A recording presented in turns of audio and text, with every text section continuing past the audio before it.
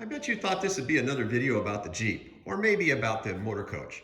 Well, if you did, you'd be wrong, because tonight I'm going to show you my practice table and throwing station that I built to practice throwing the dice in the game of craps.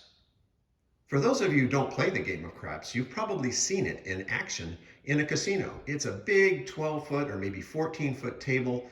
People are standing around it. One person is throwing the dice down to the other end of the table, and everybody's yelling and screaming and hollering, particularly if the thrower can avoid certain numbers, namely the number 7.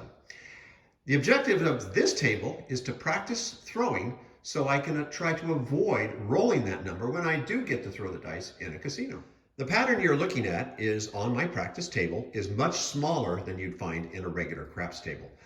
I don't really care about that because the only measurement I'm concerned about is the measurement from the wall at the base where you can see the dice right there, and then back it off to the throwing table.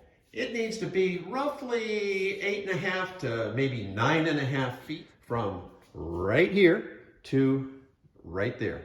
And that way I can stand at my throwing station, which duplicates the chip rail that you're going to see in a casino, and I can grip the dice in a certain way and throw them in a certain way in my attempt to avoid that dreaded number. Well, now that you've seen my practice table and throwing station all set up and ready to go, I wanted to show you what it looks like when it's ready to be transported. And I say transported as opposed to being portable. The little card table style throwing station / craps tables that you can buy online and you see the patterns for, those are portable, okay? This is rather heavy because of the way I built it. And I built it that way because I wanted it to replicate the feel and the landing zone action that you get on the dice by increasing the thickness to approximately what you would get on a real no-kidding craps table. Sport table, I put all my paraphernalia in a bin. There's the wall and some chips. And then the table itself sits on a second lifetime rectangular table. It actually folds in the middle.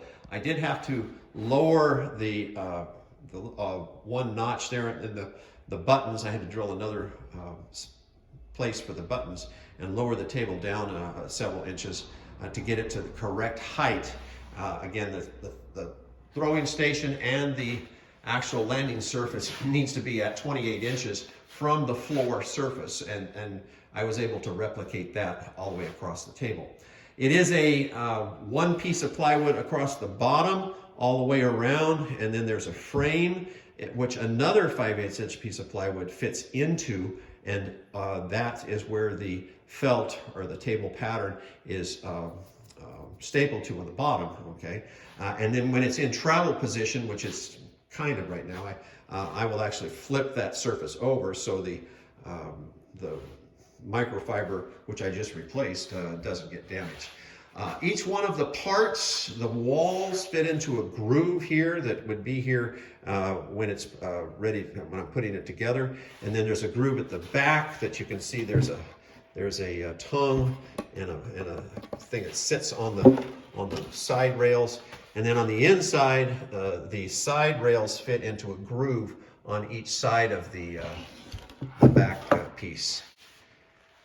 Makes a very nice squared surface there, kind of like you'd see on a regular throwing station that you can buy.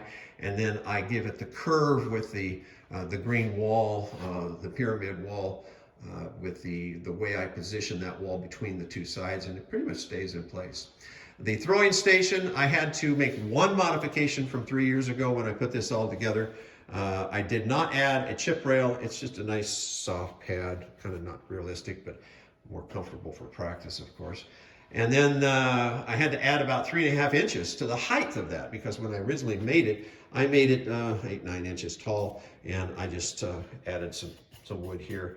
And then there is a key type base that the bottom of the throwing station fits on, and that secures it nice and tight, so it doesn't really need any latches or anything, and it doesn't wobble at all. So that's a little bit about the construction, the portability. Of course, when I'm getting ready to travel, I put a couple of ratchet straps around it, maybe throw my tarp on top of it and cushion it a little bit. and then it can slide in the back of the Jeep or the back trunk of a car, or possibly, if you have a motorhome, into one of the bays, the lower bays of the motorhome. While this isn't furniture, it's certainly very, very functional and dimensionally correct, and that's what's important for a practice table and throwing station. I hope you enjoyed this video, and that you, if you're a crafts player, possibly got something out of it. And for all of the rest of you, we'll see you on the Jeep Trail, or maybe something to do with the motorhome in the next video. Thanks for watching, and have a wonderful Wonder Lodge day.